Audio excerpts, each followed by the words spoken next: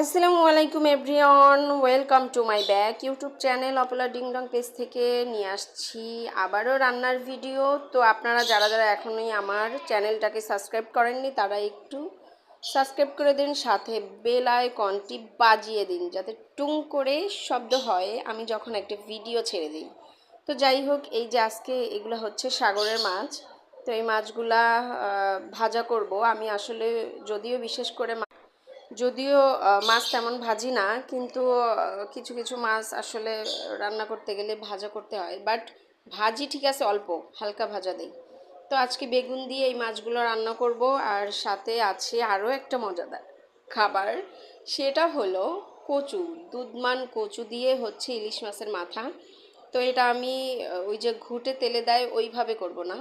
তো আমি ওই কচুটা আসলে অন্যভাবে রান্না করি, কারণ আমার এইভাবে খেতে অনেক মজা লাগে। কচু জিনিসটা আমার আসলে ভালো লাগে, গলা যদিও ধরে তারপরেও আমার আসলে ভালো লাগে। আর সব কচুতে তো গলা ধরে না। এই যে দেখেন আমার বেগুন তরকারিটা হয়ে গেছে। সাথে আছে হচ্ছে আমার কচুটা আসলে ওই যে ইলিশ মাছের মাথা দিয়ে এটাকে আমি ভুনা করব, ভাজা ভাজা করব। তো যাই হোক, আমার এই মাছের তরকারি হয়ে গেছে। দেখো কত সুন্দর, আমার কচুটাও হয়ে গেছে। কচুটা যদিও দেখাই নাই তোমাদের, দেখো কত ইয়াম।